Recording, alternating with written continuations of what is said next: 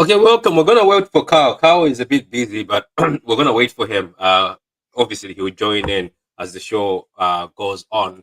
So hopefully he joins in a few minutes. But anyway, uh,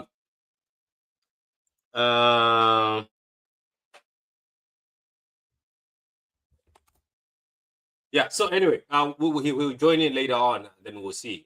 Then we'll have a whole gang. If not, then it'll just be the two of us and whoever wants to join. Because I told people that this is the time we're gonna stream, and then people are not here, and then Kelly is frozen again, or is she just? She's frozen again. Okay, Grant. We're gonna put it in the background for me, please. But anyway, guys, welcome. We're gonna talk about the Manchester versus Man City game. Then we'll talk about if Pep Guardiola is bigger than Man City, and also we'll talk about top five, which seems to be difficult at the moment because we are not doing very well.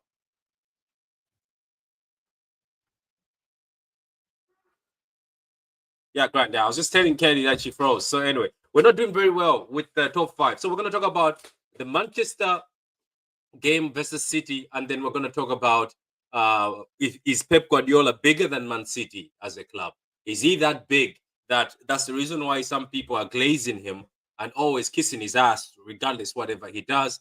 And then we're going to talk about the top five. So people will let me know. So as I say always, guys, um, the thing about me is I will tell you straight. I'll tell you things straight. So if you don't like them, you get emotional, you get hurt. And I always say it. Been saying it for the whole season. I've been talking about the fact that there's been a lot of things that haven't been great in this Man City team. We'll start with the game. We'll not talk about Pep yet. We'll focus on the game for now. Then we'll move on to Pep if he's bigger than the club, as people seem to show. And if we talk about the top five, so let's talk about the game. I'll start off. Then I will send it to Kels and she can say what he Carl says he's on a video call, but he'll join us as soon as he's done with the video call. Yesterday was probably the most one of the worst, if not the worst, Manchester United versus City games I've ever seen. Even the times we used to watch Man City as the underdog, where they would go as an underdog, the matches were better. Yesterday it was below level, and it just shows how much this Man City team has fallen. Like the four is massive. This is horrible. This is a bad four. And the thing is, a lot of people, there's different types of groups. There's group number one. It's okay. The season is over anyway, so it doesn't matter whatever comes out of this season. I understand you. Look, to each their own. Everybody can sit there and say, "Oh, this is me," or somebody can say, "You know what? I am from a generation where we used to get a lot of L's. We sucked. We used to sign people that even were not rated at all. So I understand we're fitting like this. I understand why we're losing. Like say, for me, I don't really care. I am here because of what I believe. It's okay to be that. Then there's people who are like, no, this is nonsense. This is pure, pure ass. If you don't mind my language, this sucks because first of all, the standards have changed. Yes, that word standard, which many people sometimes I think don't like it, but I'll use it. The standards have changed. It's no longer Man City that used to be slapped around. It's Man City that has invested so much money. There is a person who invested so much money in this team. It's Man City that is one of the biggest clubs in the world right now. It's Man City that it's a Champions League winner, treble winner, Centurion, 100 points winning, and it's a Man City team that has done four in a row. It's a Man City team that, if we talk about Premier League history, this Man City team will be remembered. So, yes, excuse some of us who, after looking at this downfall, we are sort of questioning, saying, what the hell is going on? I get it. Nothing is perfect. There's always times when things go down, and we understand it.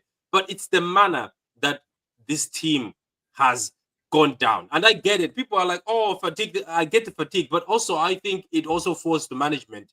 And we will talk about the manager later on, but I just want to talk about this match. But you can't tell me that some of these players, I know that 33, the 30, they can't sum up a good performance. I am looking at other teams, right? When I'm making these excuses, people are like, but Bayern used to play with these people that were all like in their 30s and they played okay. Uh, Madrid did this with a 35-year-old this and 34-year-old this, and they did well. Or so and so has a 33-year-old as a center back. So and so has a winger forward, who's 33 years old and has been performing at that level. Mo Salah, I know he hasn't won the trophies more than these guys, but Mo Salah has been performing at a high level since he came here, and he's 33 years old. He's 33 years old. Mo Salah has never dropped his standard. He's always the top goal scorer, always running, never injured. Van Dijk right now is 33 years old and doing his thing. And this is why I'm telling people that we played yesterday against Ugarte. Ugarte, who's one of the slowest midfielders and not very highly rated by Man United fans. We played against Casemiro in 2025. Casemiro in 2025 looked better than our midfield. I want that to sink in. Casemiro in 2005, Casemiro, who was sold by Madrid because he was old and he was not of that age anymore. Casemiro, who Man United fans wanted to leave, they were telling him to leave the league so he goes elsewhere. Casemiro was the one who was dominating us in the midfield of Casemiro, Ugarte, and Bruno. Bruno is 30 years old, by the way. Let me find out how old Casemiro is. Because we're also talking about age, isn't it? We're talking about age. Casemiro is 33 years old, ladies and gentlemen. Bruno is 30 years old. Should I continue? Casemiro is 33 years old. Bruno is 30 years old. Let's Ugarte obviously is in his 20s. Yeah, Ugarte is 23 years old. Funny thing is, we have a 23-year-old who was left on the bench. A 23-year-old who was left on the bench. So, the Manchester United manager has the sense to say, look, Bruno is 30 years old. That's no excuse for the ones who are 30 in our team. Because people say, oh, they're 30, they're uncles, they're old. But Bruno is 30 years old, and Bruno was the best midfielder on the pitch. Casemiro is 33 years old. So, why am I telling you this? I have been saying it, that the tactics are shit. I am not a tactician or a coach, but my eyes can see that what's happening here is useless. Yesterday, we had KDB, who is the guy who creates for this Man City team, playing as a false nine, and he was taught to press.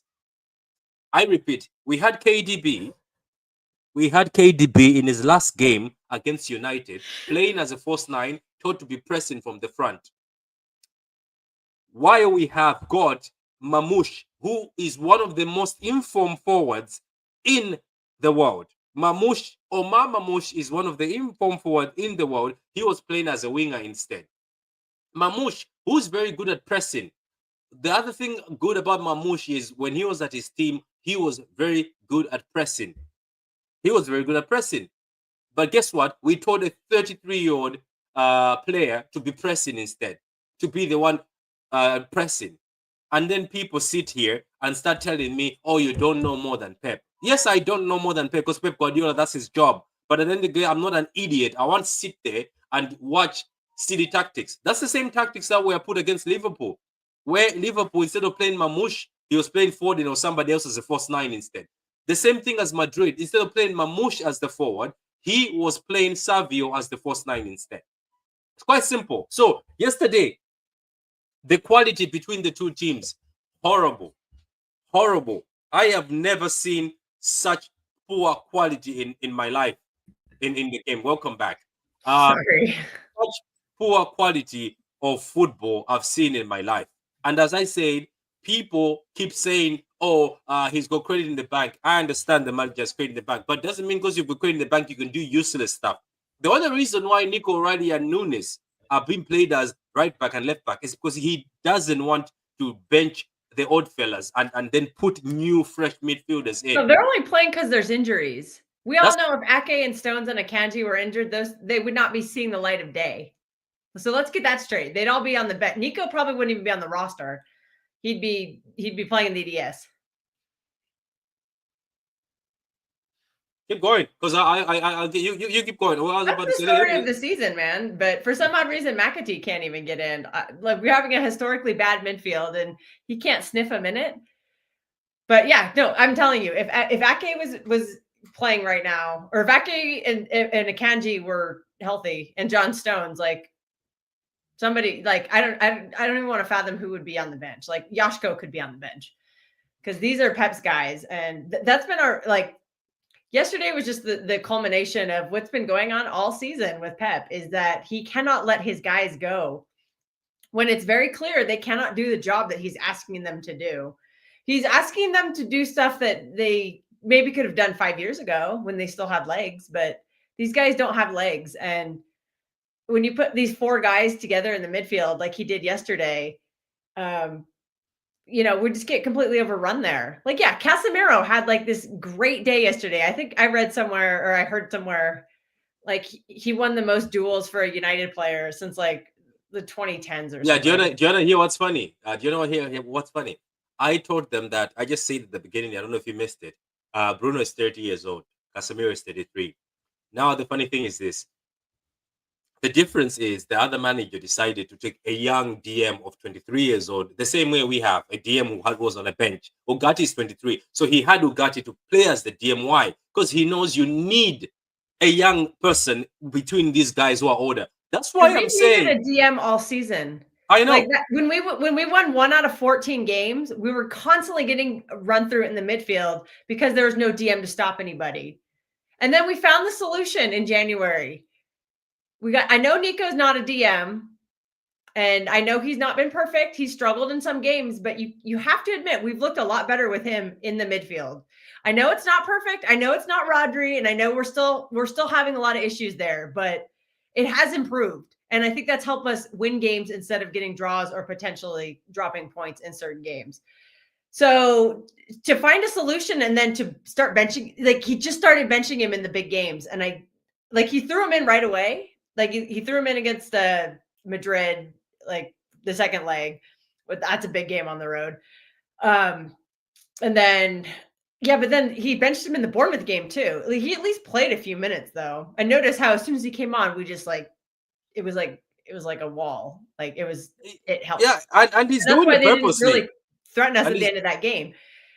Yeah, and then he looked fantastic. Like, I think the greatest compliment I can give Nico Gonzalez is that I didn't even notice him in the Leicester game whatsoever. Like, he was just doing his job so perfectly that I didn't even notice he was on the pitch, like in a good way. Like, I don't want to be seeing him like making all these crazy tackles or whatever. Like, he just did it. It was perfect. I know it's just Leicester, but still, he had a fantastic game.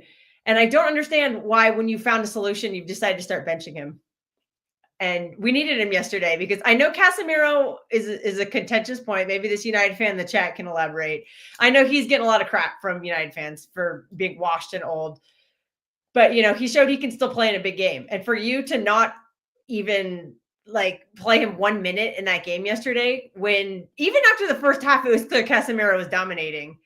Because Kava, he looked like a chicken with his head cut off yesterday. He was just, I don't know what, his decision-making was terrible. He wasn't tracking back on anything. And that was the story of our midfield when we won 1 out of 14 games. It was that midfield is constantly being dispossessed and not having any pace to recover. No second ball winning, no tackles, no winning duels. And then you find a solution. Nico has been a great duel winner. Casemiro had 12 out of 13 duel wins yesterday or something like that. How are you not adjusting to that? I just didn't get why he didn't play a single minute yesterday. I need to know why. No journalist is asking him any questions. Was he injured? What was it?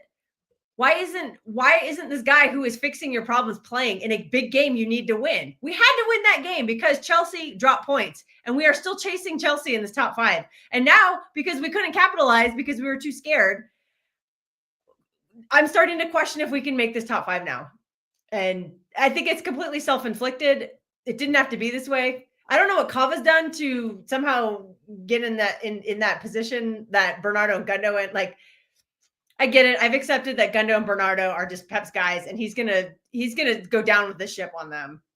But how did Kava get in that conversation?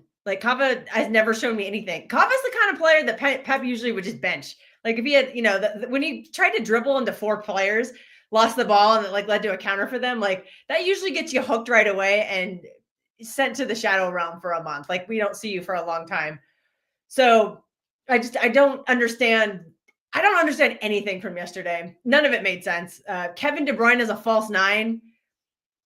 I seriously don't get that. Kevin, he has no legs, which is why the club said they're not going to re-sign him.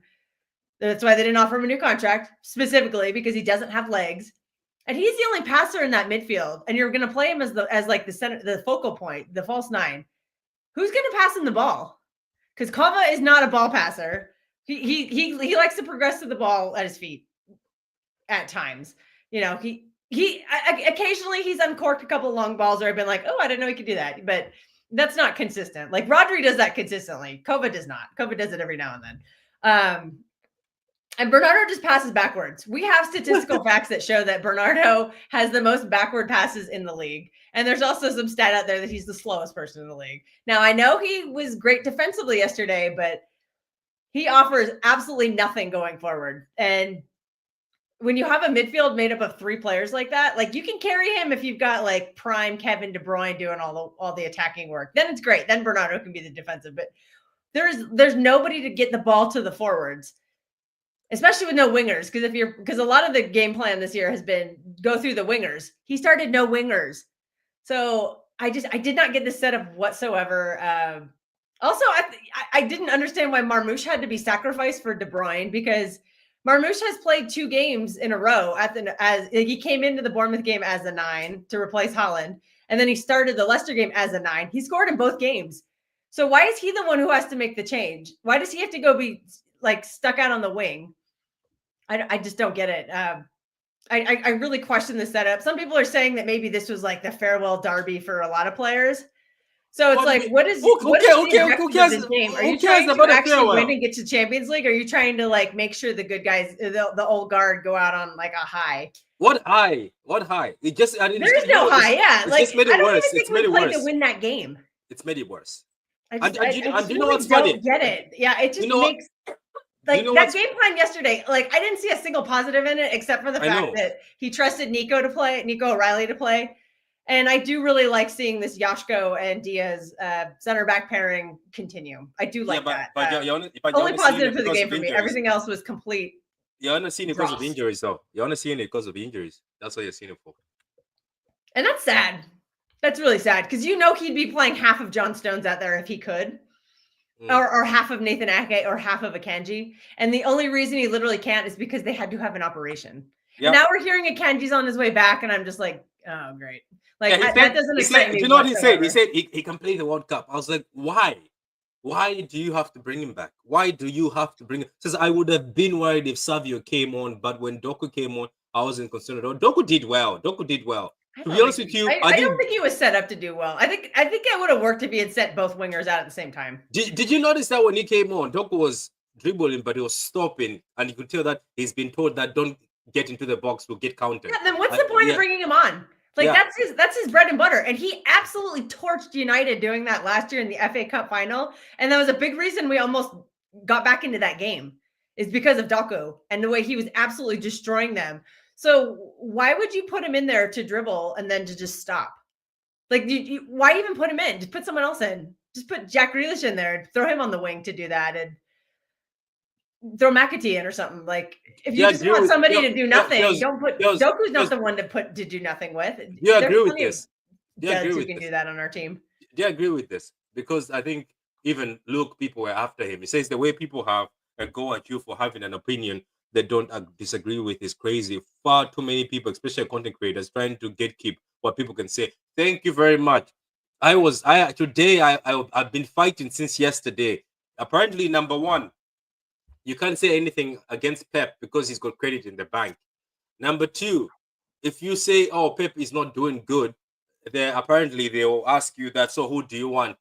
Then the same people will start asking you that you're being ungrateful. Then obviously it ends up you being called plastic or unappreciative or entitled.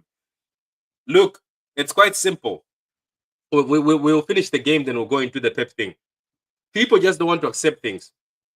And I said it. And you know what's funny? There's a lot of video evidence of me saying we're going to be in trouble. Do you remember, Kels? I said it. We're going to be in trouble. I was like, this doesn't look great. And the funny thing is, this downfall. Some people, if you're somebody who knows football, this downfall is not this season. This downfall started last season. It started last season. And we got it covered up by 2 world-class performances last season. by Foden and Rodri. They carried us. They hid all this because we were getting counted. Our football was pathetic. And Yeah, then Rodri Foden, got run ragged last season. yeah, our football was horrible. Then Foden would just score. That was what was happening. Our football was horrible. Then Foden would just take the ball and score. And that's how we got And away with Alvarez things. too. Alvarez is a big Yeah, part of that Alvarez, team last year. We keep forgetting.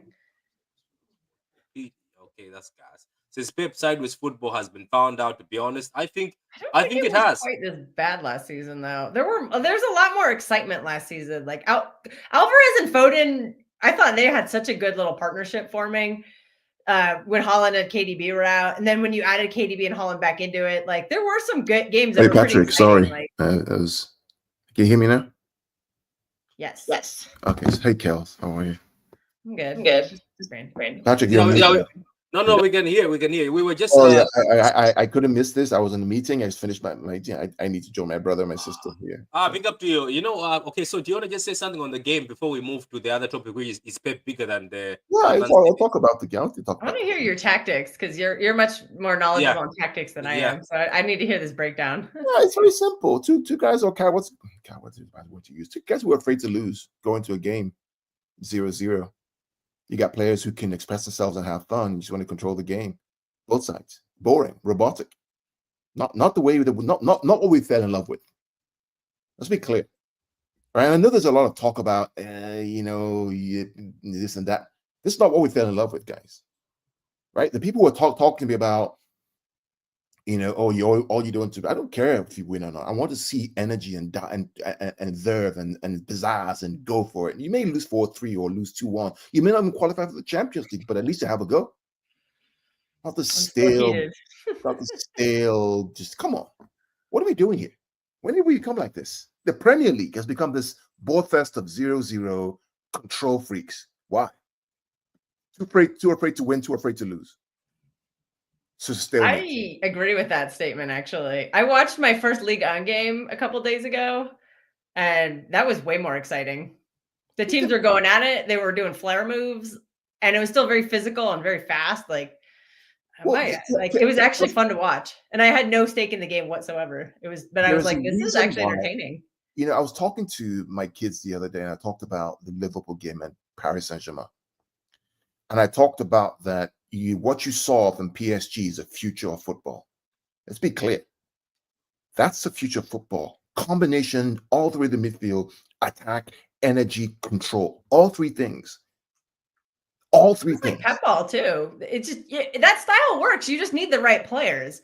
And we don't have those players anymore. Like Gundo and Bernardo are not those guys anymore. KDB is not that guy anymore. Like you see it with those young midfielders like Vitinha and João Neves. God, we missed out on João Neves. We should have really gotten in on him. He looks like he's going to be a superstar. Well, he's not I forget the other guy in the middle, but they're all so confident. They know where to be. Like that's a City used to be. And then they got the fast wingers too. Like that literally used to be City. He's not going to make 1,000 million passes. That's why we didn't get him. sorry. He's not going to make 1,000 million passes. Everyone questioned his height because they're like he's too small, but he looks. David Silva was small. We should have just paid the release clause. That was a shady deal that happened, but PSG always get away with these like shady deals. Like it was a shady deal. They spoke to Benfica. I'm sure there's a deal that's going to happen. It's that agent, man. It's Ben Mendes. For me, once I saw the lineup, I think I sent Patrick a message saying, I'm not watching this crap. I know what's going to happen. 1,000 million passes to nowhere just to hold the ball so that they don't get the ball, so you can go out with a point. Too afraid to win, too afraid to lose. It's just that's not what we loved. It's not what we grew up on. The Tottenham game. I will never forget, Kels, the Tottenham game, quarterfinal Champions League 18-19 season. We go out on away goals with a terrible handball, indecision on us, right? Yeah. I wept, right? I wept, but I enjoyed the game. It was exciting. The game was crazy. My heartbeat was pumping. My heart was high. I enjoyed it. Yesterday, I slept. I was bored. Don't forget the Monaco game. I literally apologized to the neutrals. I was like, I'm sorry you had to watch that awful game that nobody tried in. I don't know, man. Maybe it's me. Maybe it's say we're sport, right? I'm not asking to win the game. I'm asking for what we fell in love with.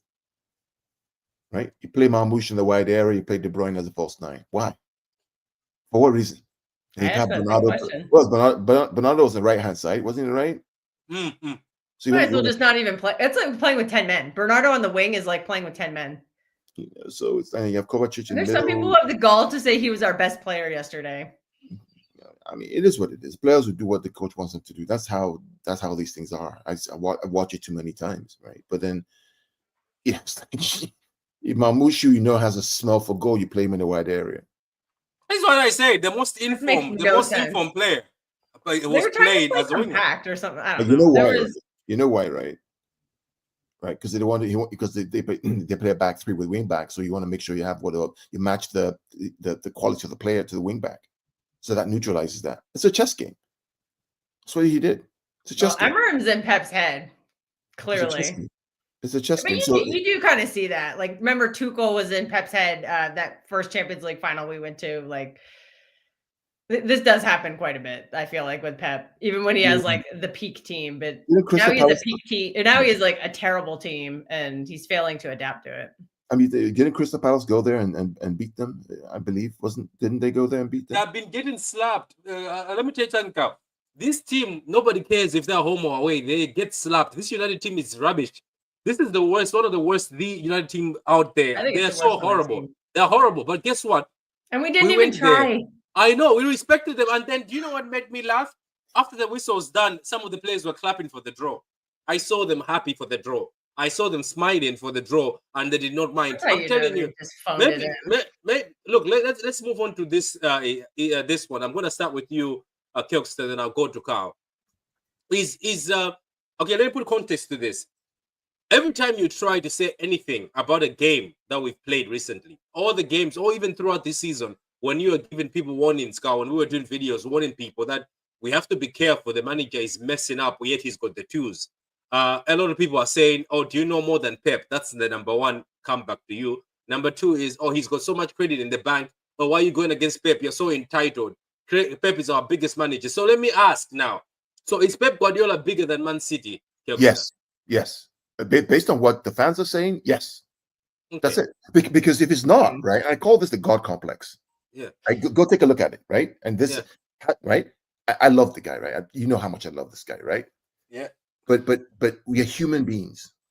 Human beings make mistakes. Human beings have other factors that changes the way they behave, right? And the issue is that there was before Pep there was City, after Pep there will be City. The question now becomes is what's going on this year? How do you say no to new signings in the summer when everybody knew that we needed signings? You get to spend 200 million in January on Nico Gonzalez, all these players. Kusanov, we don't play them in the derby with energy and verve. Why?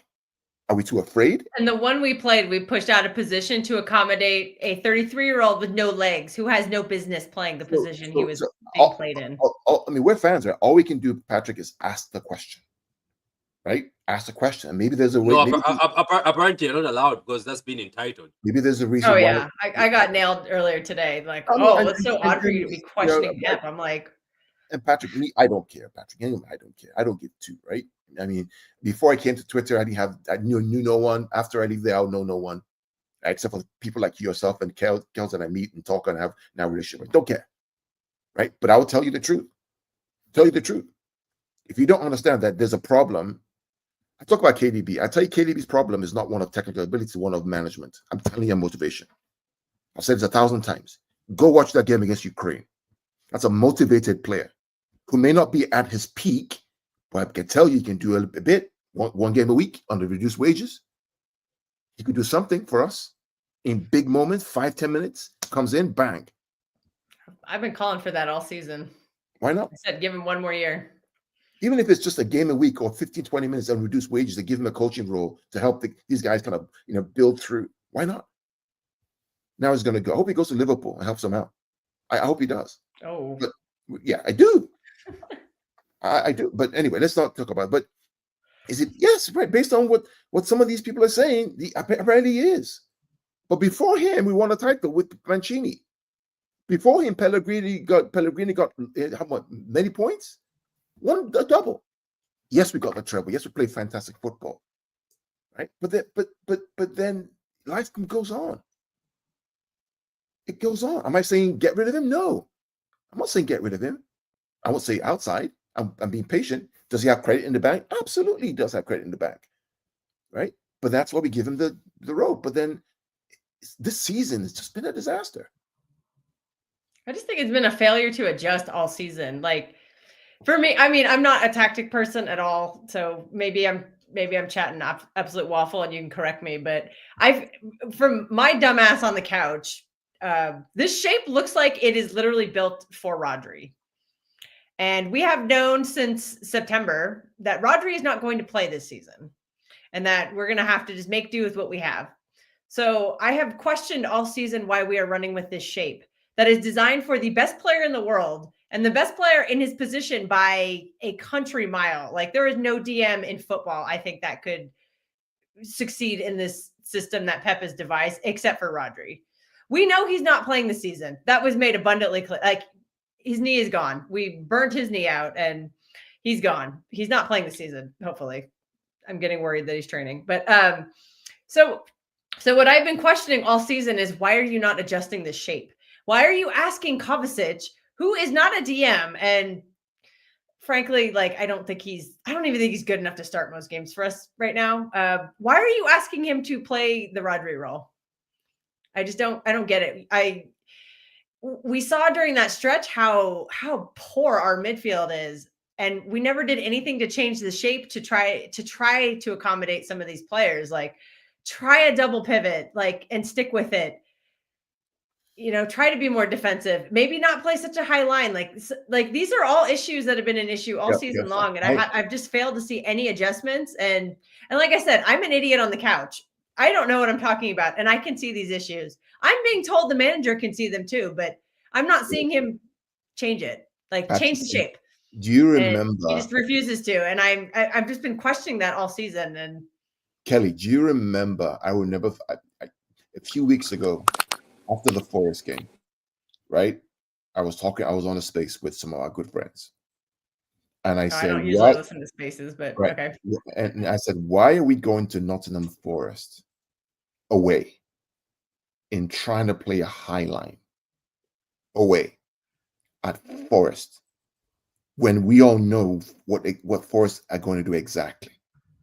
Forest are going to be at home.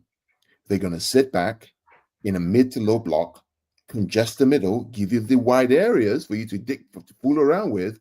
And then when you make a mistake, because I know you're human, you're going to make a mistake, they're going to punish you with 1-0. I said it before the game. And guess what happened in the game? Exactly that. That's what happened. Why are you going away? When Liverpool came at the Etihad, Liverpool said, you know what? You'll have the ball. We're gonna sit back, play mid to low block. You're gonna make a mistake, and we're gonna punish you. That's what they did. Paris went to Liverpool, did the same thing in the mid block, won the ball, transition quick to punish Liverpool in the Champions League. They should have won that first game too. Why? Like, PSG just completely dominated them in both legs. So I asked the question, why? It's for my own, Patrick. It's for my own education, right? But the issue is this, Carl. The issue is this: like what you're asking and what Kilkster is asking is, it's normal to ask these questions, and this is why I'm saying, at the end of the day, maybe Carl is right. Maybe Pep is bigger than the club, because that's the way some people are behaving. Because you cannot say anything at all, even the simplest thing. As somebody just writing on Twitter saying, oh, guys, why is Jack Grealish on the bench if he was man of the match in 2 games? As you say this in the comments, they will go after you. How dare you? Pep knows what he's doing. I'm sorry. If I am somebody who is living in Dublin, who has no coaching experience, but I've just played football, but I have no coaching experience. If I sit there and look at the lineup these days and say we're going to get rinsed in midfield, and it actually happens, a 33-year-old Casemiro is going to rinse us. I said it, and it happened.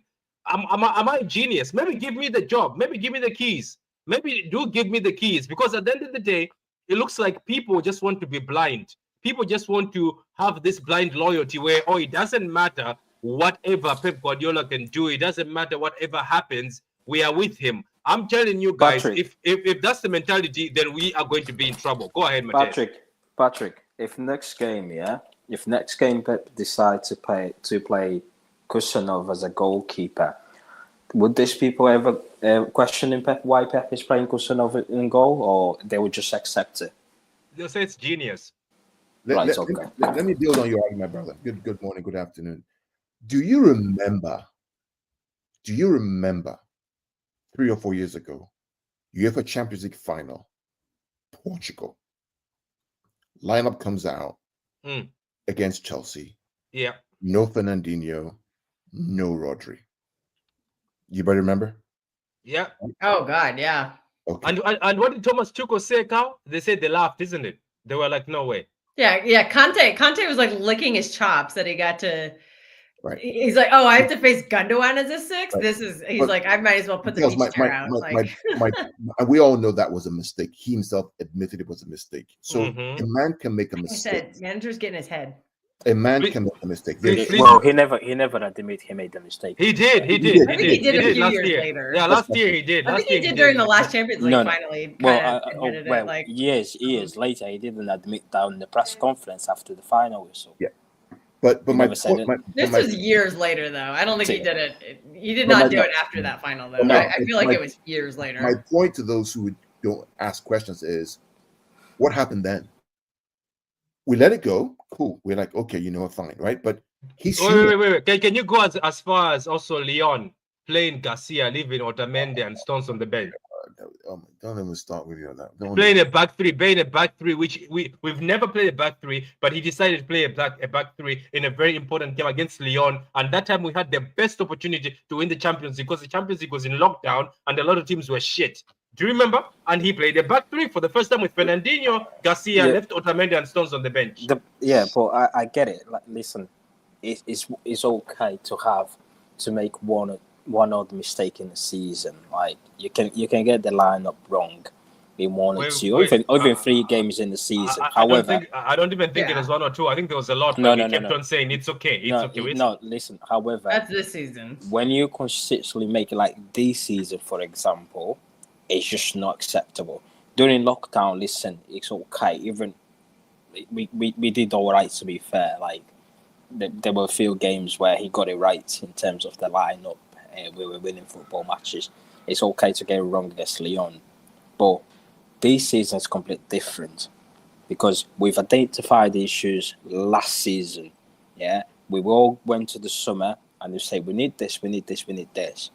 Yeah, he turned around and said, I don't need this. I'm okay with the ones I've got right now.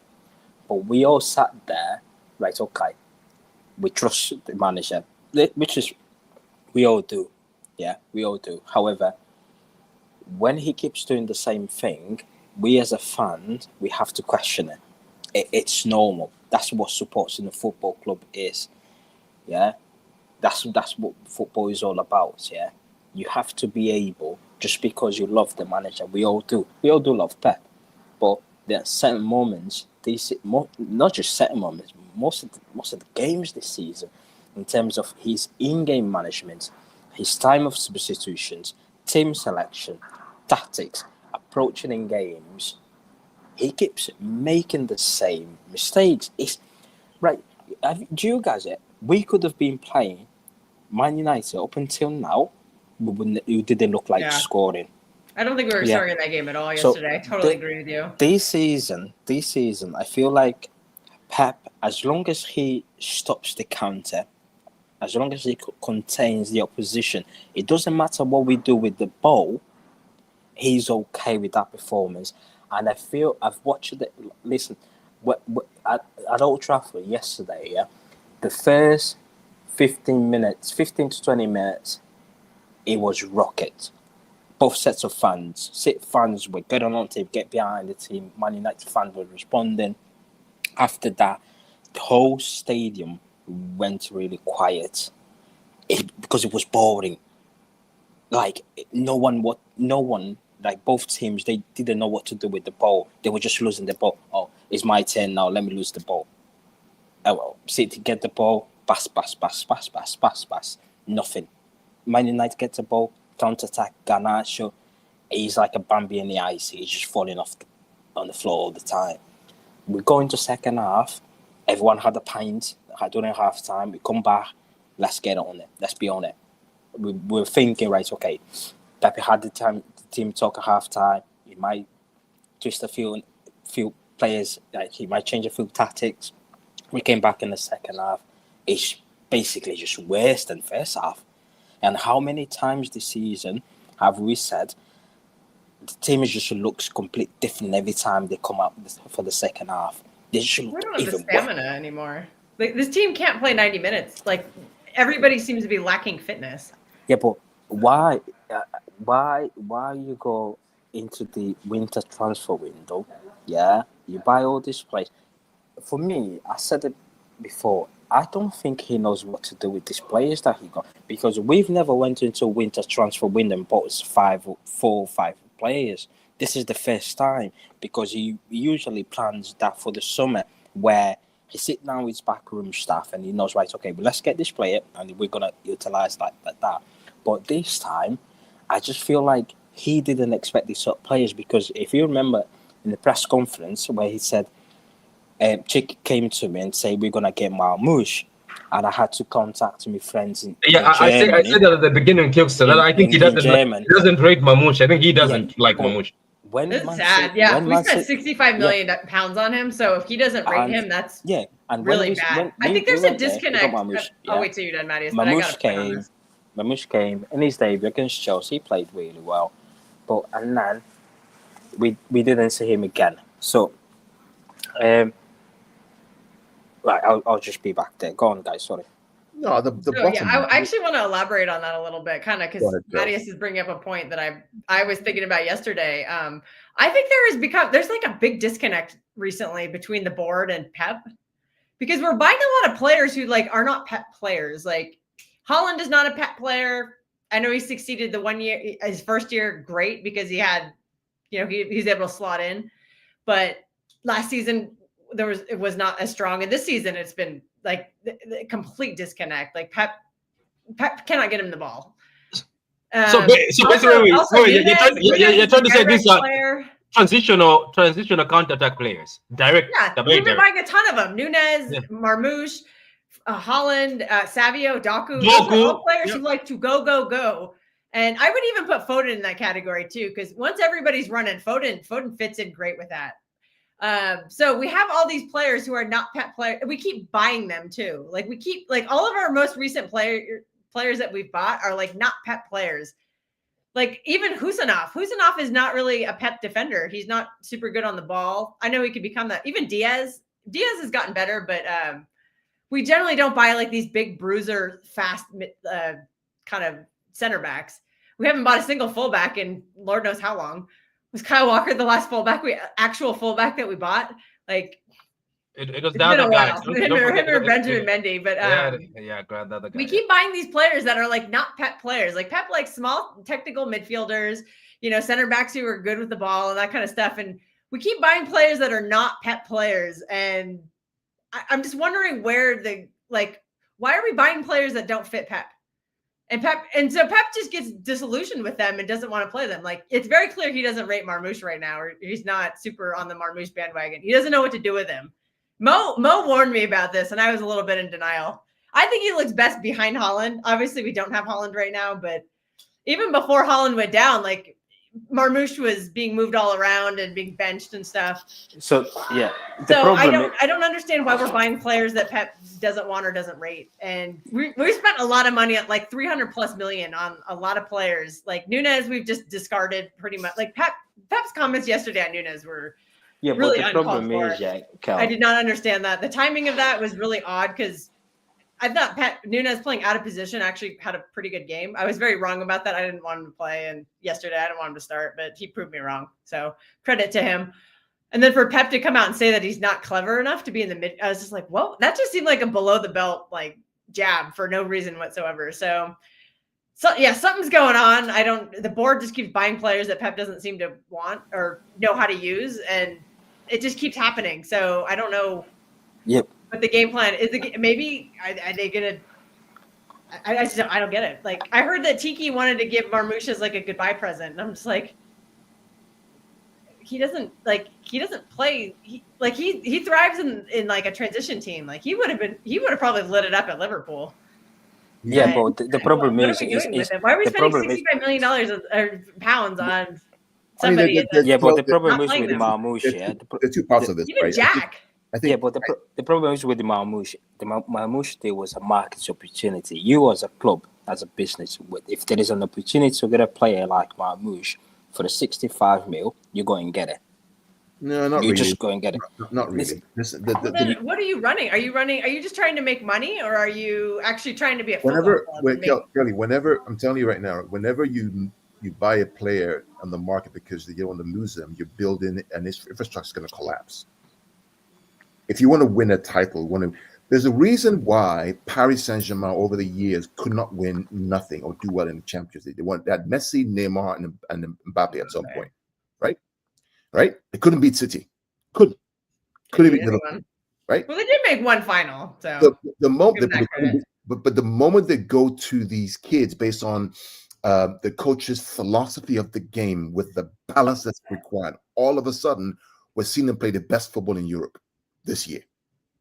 Completely. I mean, they went to Anfield and ripped them a new one. This is the Liverpool team that's killing the Premier League. They ripped them apart. At home, they were unlucky. Balance, energy, the understanding of what they're supposed to do. I was watching a clip from Paris Saint-Germain's training session with the coach, where he was doing this 11 versus 0 possession-based drill. Go take a look at it. He literally had 11 players on the field, 4-3-3. He's the only one chasing everybody, and they're just playing the ball without no pressure. Getting these kids used to how to play and move the ball in different systems in that specific session. You're telling me that if Xabi Alonso had this our team, right? We don't go to Anfield and slap them 3 or 4. We want to play 1,000 million passes under control, passing to nowhere. What are we doing? Yeah, but the reason why the players are playing that possession football is because they're scared. Yeah, that's why we don't see Savio, Doku play on a regular basis, because I feel like if they make a mistake or if they mispass during the play, the manager just gets a cob on. He just say, right, okay, this is not acceptable. That's why every single player that step onto that pitch, they go through safety first. It's because they don't want to lose the ball, because if they do, the next game they'll be on the bench. Players like Doku and Savio, they're risky players. They like taking man on. They might misplace a couple of passes there and there, but they will take the risk. They'll go for it. But Pep doesn't just don't. Pep wants to keep the ball constant. That's why he likes to go with Bernardo Silva, players who go for safety. That's why he goes with Foden, for example. And you see this Foden's performance. When was the last time you saw Foden take a man on? He doesn't do that anymore. It feels like, you've got the space. You've got the space there. Go on, have a go at him. Because he does not look healthy. Because I know that story broke right now, and he's lost that pace. Yeah, we're struggling to break lower blocks. He had last season, that was so good. He's lost it. And we're struggling to break lower blocks. And Tim knows that. That's why they're so comfortable. They were like, okay, let's sit deep, stay compact, really disciplined. They'll just move the ball around. All we have to do, defend all the crosses that comes into the box. Once we win it, let's go. And we're so easy. Listen, it's so predictable too. And every time we see a lineup, we know what kind of game we're going to get. If we see Bernardo plus Gundo plus Kovacic, or if we see those 3 in the lineup, we know it's just going to be a nothing game. There's going to be absolutely nothing whatsoever to it. It's just going to be boring to watch, and we're not going to try it. But every now and then he does. He'll send Doku, Savio, Holland, and Marmoush out there, like he did at Chelsea, Newcastle, Spurs, and those games were fun to watch. We tried in those games. We went for it. We took some risks, and they were all pretty good games. I know we didn't. We won all of this too. I call it the go for it lineup, but We don't seem to. But we know when we see Bernardo in the midfield, we know that the game's just going to be complete crap. That lineup was basically the opposite of what anyone that I know anyway would have wanted. I mean, me and you, Kels, put our lineup out on my channel, and I mean, obviously it was never going to be that lineup. It was the ultimate attacking lineup at the end of the day. But the lineup that Pep put out was the complete opposite. It was the lineup that everybody probably knew was coming, but we didn't want. I mean, I feel like it's Groundhog Day. All I ever seem to talk about, and the one thing I always ask is how many times do we need to see Kovacic and Gundogan play together to understand that it doesn't work? We get exposed every single time. And it was just, as soon as that lineup came out, everyone, Twitter on fire, because again, everyone knew what was going to happen. And you have to think, if we know that, then surely the lads in the locker, the changing rooms know that. United, Amorim, when that lineup came out, must have been rubbing their hands. I mean, I know they're awful, but that was basically, from an opposition's point of view, that is the dream lineup from a City team.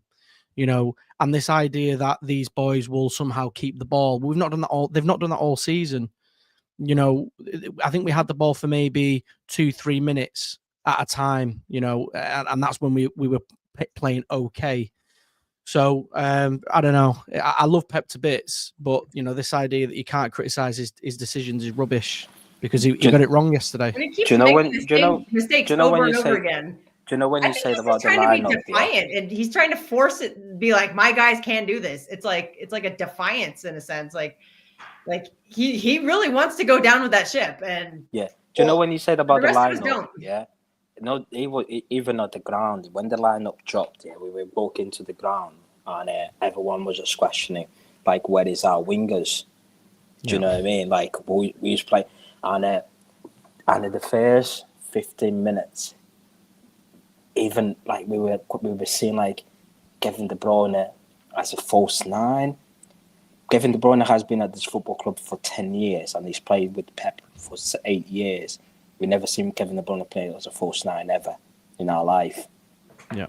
Why is he playing false nine in this game? What? We've seen Kevin play false nine. We just seen a more energetic Kevin play false nine. You remember the game against Arsenal 4-1 at the Etihad? He played the false nine. That's how we got the goal, right? And Haaland switching. We've seen that he was playing behind Haaland. Right. But it was a false nine where one would go. The idea about the false nine. We had an outlet up front. Right, but the idea about the false nine is not that you have an outlet. It's the fact that you have nobody up front, but you have space, and the rotation creates space for you to go into. Anybody can be a false nine, right? That's the idea behind it. I wanted to know who is going to get the ball to Kev, because he's the outlet. Who's getting him the ball when he's the only midfielder who can pass? The idea, Kel, and Patrick, you're here. When we remember the game at Anfield when I said the false nine was actually Kyle Walker. Remember that? Are you there? Idea, Patrick? Oh, he's gone. Okay, there's a game we played at Anfield. I think it was a 2-2. 2 or 3 years ago, where we go watch the game and Kyle Walker was a false nine. Go watch it again, right? It's not about who's there; it's about who occupies the space in the final ball to deliver the goal, right? Who arrives at that point in time with the space that's been created with the lack of a nine to score the goal. That's the idea, right? But nevertheless, right? I mean, it was just weird. You have Marmoush is you're probably a perfect false nine, because he can arrive in that spot in that last minute to score a goal. Now, I know Pep, I don't make £20 million a year or more. I'm just a guy who's learning, who's growing. But by God, that was... But I think. Why did Kev play the full 90? He was not. Yeah, it's crazy. Yeah. Stupid. I don't think it's his fault. I feel like I'm getting mad at the players, but I just you can't blame the players. Yeah, anymore. I feel like I'm getting mad at the wrong person, because they literally are just doing what they're being told to do. We can blame the players for the silly mistakes, like giving the ball away in danger areas, or not putting tackles in, not like running back, tracking back, things like that. Players. However, the game last night is more towards the tactics. Like, what was the shape where when we had the ball? We didn't know what to do with the ball, and that's not on the players. Because 1 minute Bernardo Silva's playing centre back, He's literally, if I haven't seen the hit map for Bernardo Silva, but I wish I need to see that, because he was playing closer to Ruben Diaz and Vardio rather than being actually more up front. Matthew, It's shocking, honestly. Matthew, it's what I call Rondo FC. That's what it is. It's Rondo FC. Rondo without goals. That's what it is. Can I keep the ball away? And the thing is, I think. Hold on a second. Right? Yeah, go on. Keep the ball away from you and make 1,000 million passes to nowhere. It's Rondo FC. But the problem with Rondo FC is that if you sit back, you block the goal, right? We know you like the central areas. We're in a congested central area with no wings, and we hit you on the break when you make a mistake, because you're going to make a mistake. United just poor, don't have quality. You're going to make a mistake. Forest will punish you. You go to Wembley and play like that against them, they will finish you. Because guess what? Your strength, which is your high line with Grassley behind, becomes your weakness. I think the problem as well is that we've got at the moment is because we're so system orientated, it kills a lot of the individuality. So, there's been so many games that we're watching. I always say we need someone to step up here and pull us out of it. But because the system is so rigid, we don't often see that. I grew up with the Mancini Man City, in which it was explosive. There was Yaya Toure would pick the ball up deep, sprint, create an assist or score a worldie.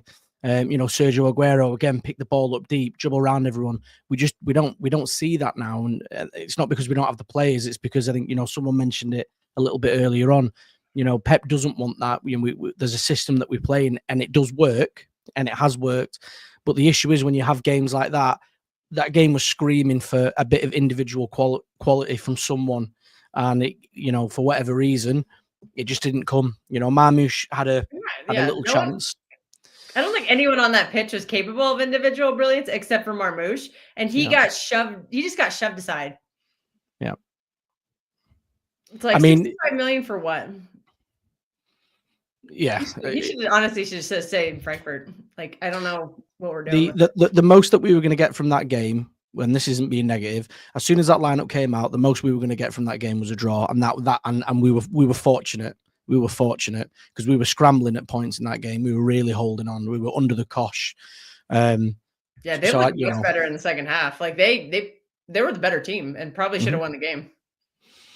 I said on Twitter yesterday, I would rather lose that game trying to win. I can take a loss. If I know the lads have gone out there and we've put our heart and soul into it, we've gone out there with the best chance possible, put the right lineup out, and we got beat by the better team. Fine, you hold your hand up and say it weren't to be.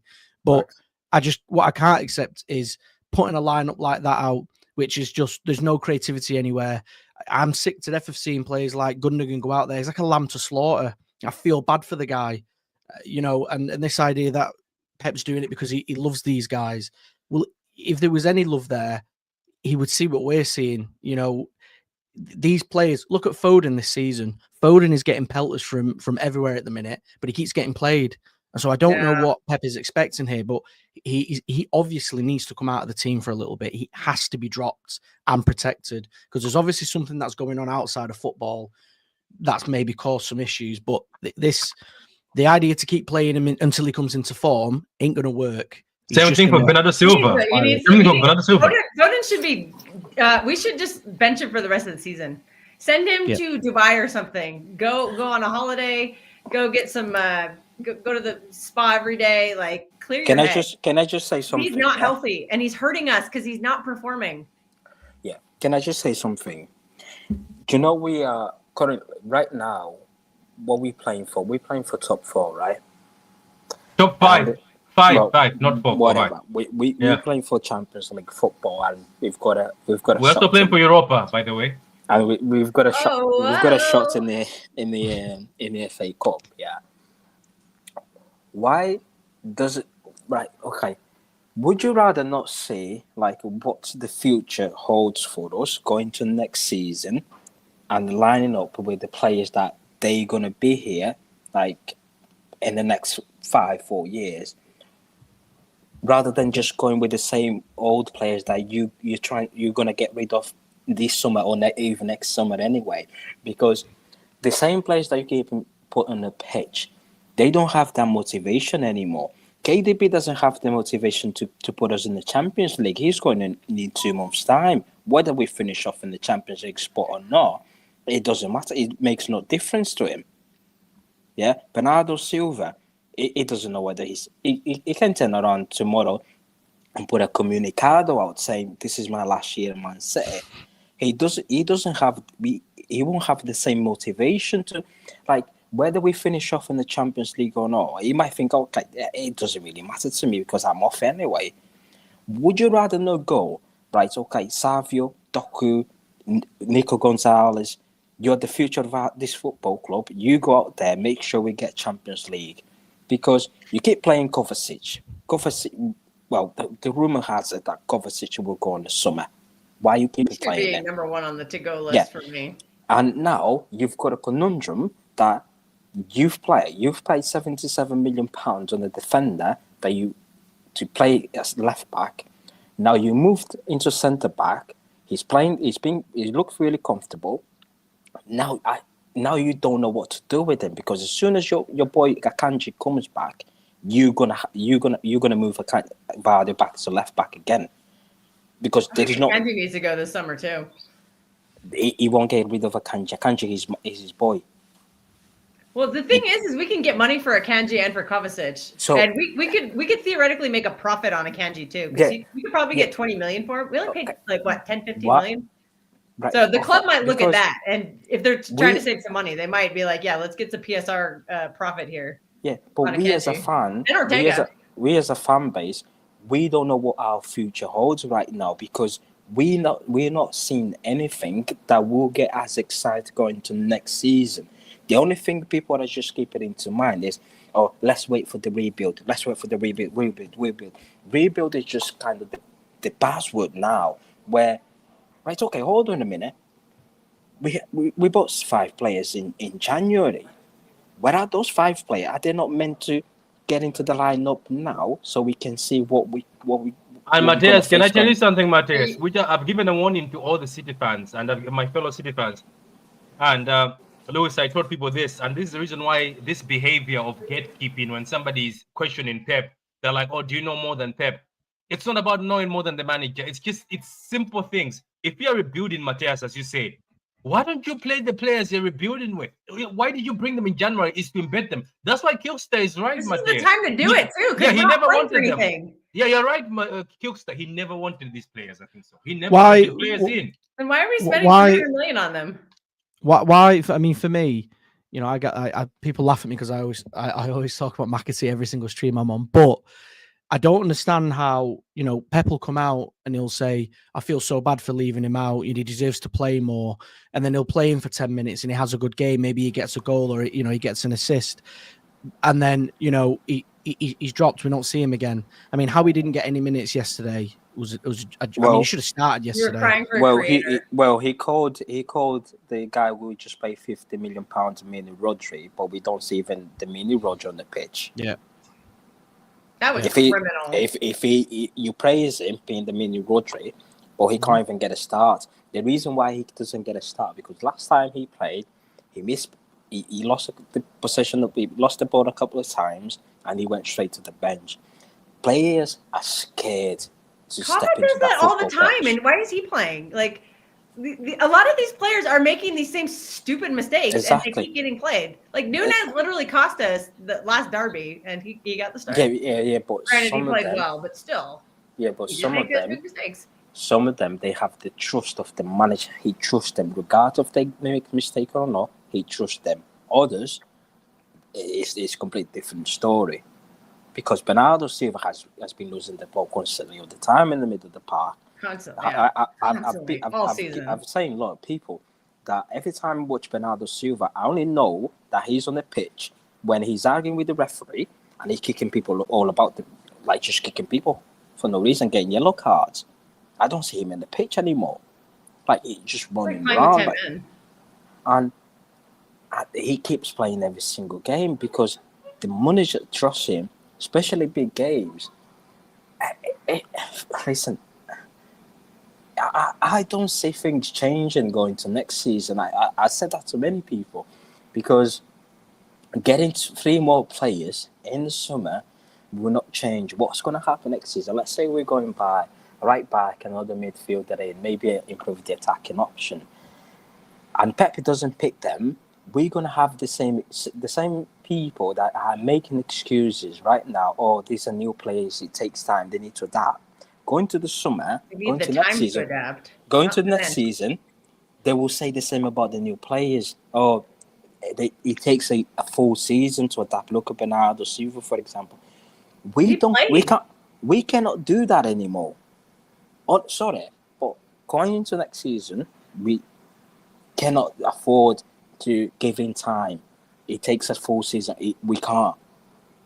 Honestly, we can't. Because I can tell you what, if we finish in the Europa League, I'm cool with that, because at least fucking my season ticket is going to be cheaper. Yeah, I'll be paying fucking Europa League games 45 quid rather than paying 75 quid to watch Feyenoord. Do you know what I mean? But if we are in Europa League going to next season, he has to make sure he gets that Champions League spot or win the title, because if there is if the fan base is being divided this season, listen, there's not that many Pepe outs. A lot of people just questioning Pep. Coming to next season, if they don't see any improvement, then there'll be more Pepe out than Pepe in. Yeah, but can I ask a question before we close? Can I ask a question? I'll start with Kilster, then we can go to Lewis. Thank you very much, guys, for watching. I'm going to close it. So it's already 1 hour. Let me ask you a question to Kilster, and Lewis, you can also chime in. And do you think, looking at this situation where we are with the stubbornness that's happening, because Matthias is right, we're building for the future. Why don't you let the kids play? Because I'm telling you this, even this Nunes that's been called that is not good enough for the middle. Nunes could have helped us next to a DM more than some of these guys in counter attacks. Isn't it the same Nunes, Matthias, who ran all the way from left wing, ran all the way, tracked back somebody and stopped the counter? That's the same Nunes. I don't think I can see that from Bernardo, nor I see that from Gundogan. But the funny thing is, I told people it's like the same thing with Phillips.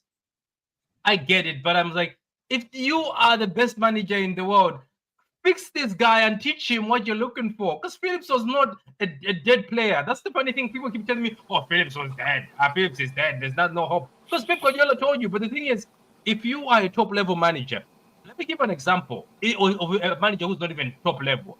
Eddie Howe at Newcastle. Joe Linton was poor as a striker. But you know what was the issue between Eddie Howe and Pep? Pep can say, you go away, you're gone. But Eddie Howe had no choice. He said, this is a 40 million striker. What else can I do? He looked at the player and said, okay, you can play here.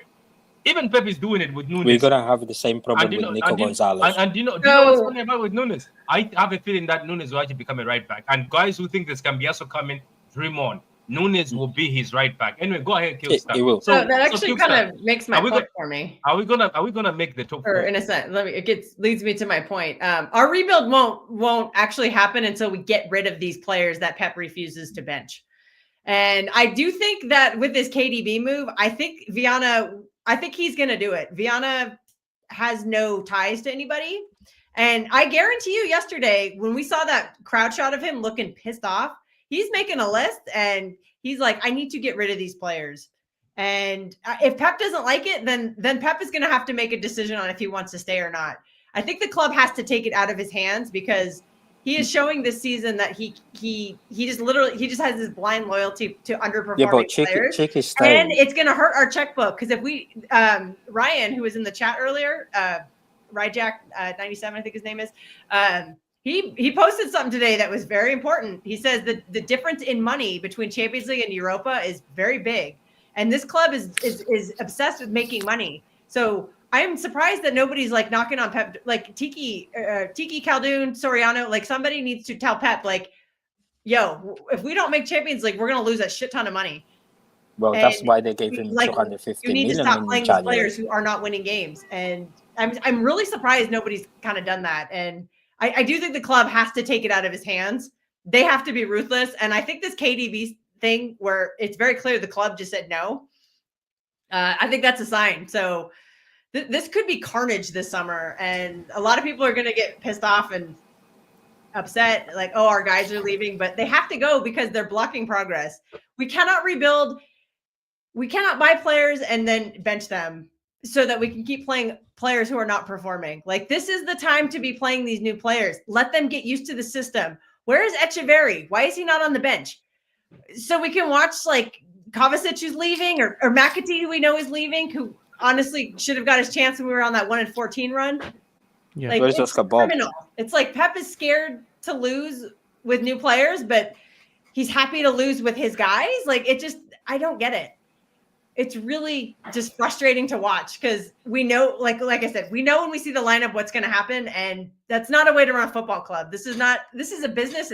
There cannot be sentimentality. Like, we have to do what's best for the club, and that means pissing Pep. If that means pissing Pep off and taking his guys away, then we have to do it because we're not winning with these guys, and they're not going to get better either. They're older. They're not going to get better. Yeah, Louis, what's your opinion? Matthias, I'll get you. Louis, what's your opinion? Do you think we're gonna make top 5 or top 4? Because I am also starting to think we will start fighting for Conference League. Yesterday, it was the first day I started doubting. I was very confident we're gonna make Champions League. Yesterday is the first day I doubted it. You have to beat 14th place to make Conference League or to make Champions League. And we set up to draw. If you look at so I mean, I think there's been a lot made of yesterday's game. I think we all know Pep got it wrong, but we should still expect to finish in the top 5. You know, if you look at our next seven Premier League games, you know, six of them are winnable. We're very fortunate in the sense of, you know, we've not got any big teams, teams left. Now, whether on that. Bournemouth, I think at Craven Cottage and Villa are all going to be very tough games. Villa, I'm not listening. I'm not confident. I'm not confident for Villa, but I think we'll beat Bournemouth. I do believe that. Wait, are you confident about Crystal Palace though? I'm actually not confident about that anymore. Although I did hear Gahey's suspended, so that should help. But they're playing a lot better right now. So that game, I'm very nervous about it, especially if he plays the uncles. I think if you look at the running that we have compared to the other teams, because that's the important thing that you've got to consider here. The running that we've got compared to the other teams, we've got the easiest running, and that does count for something. As bad as we are at the minute, Chelsea yesterday. I know Brentford are a good team, but they dropped points. They've got Fulham. They've got Fulham away. They've also got Liverpool left to play. So you can't imagine they're really going to get any points against Liverpool either. So I think we're going to be fine. I think we'll be okay. I think it'll just come down to the fact of the teams that we have left versus the teams that the other teams have got left, unfortunately. I have to say this. I think that we're kind of thinking that we're like above, like better than Fulham and Bournemouth. And I honestly don't think we're playing better than them. And these teams are taking points off of each other. And that will happen to us too, because we are not playing at that level. Like the only team. No, I agree. You know what I mean? Like, yeah, I agree. I just think we're better than them, and I don't think we are. I do still think we're slightly better than Chelsea though, and we've got an easier running than Chelsea.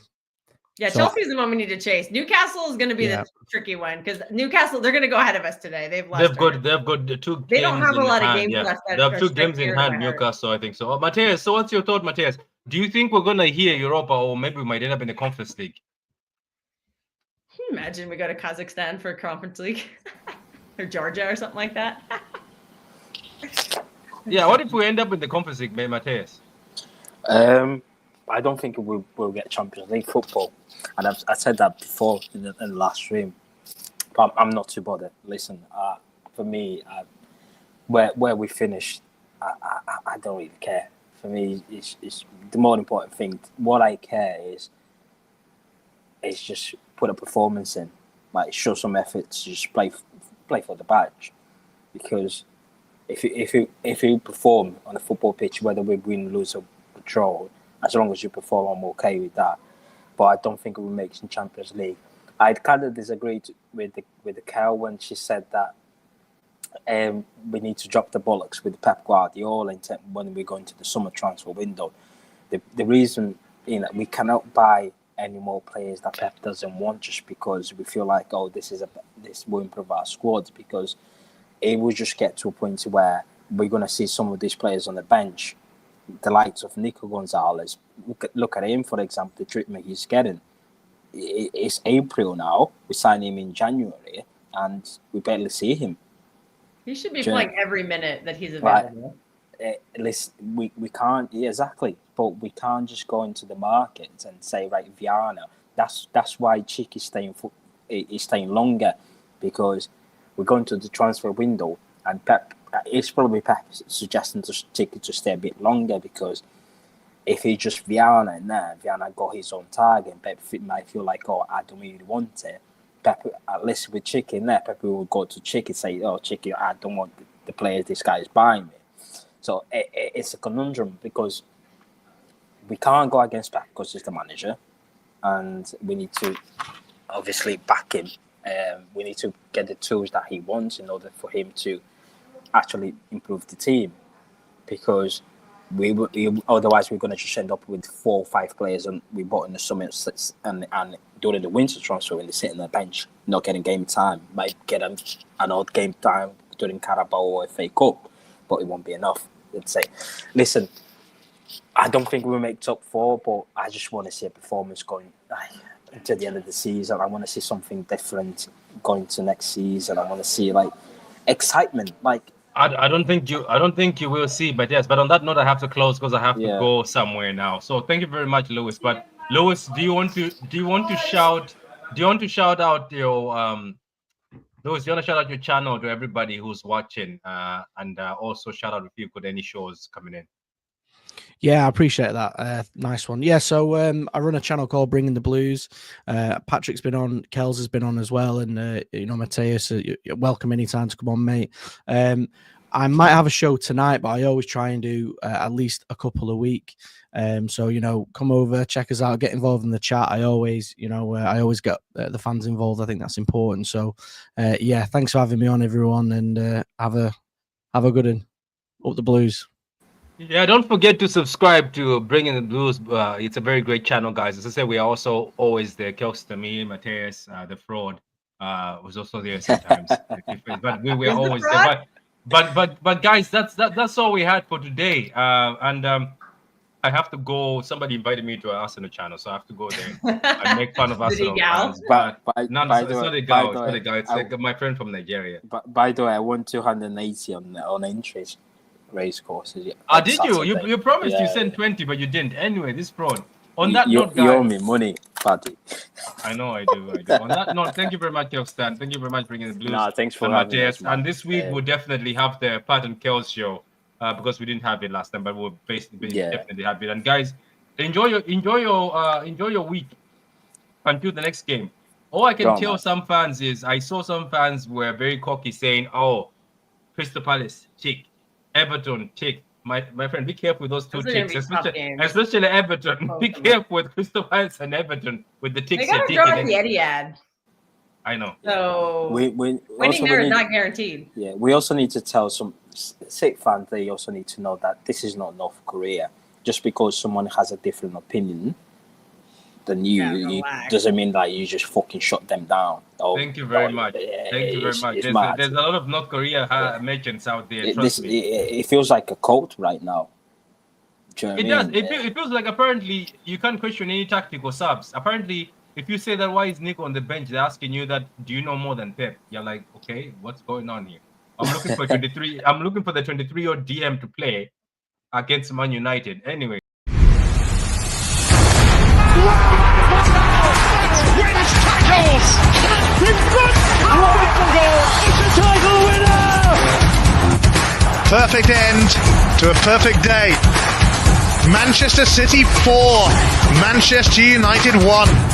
Oh, what a hedge! Oh, that's electrifying! Hat-trick hunting, trick getting. Still the appetite is there for more. Oh, it is sensational!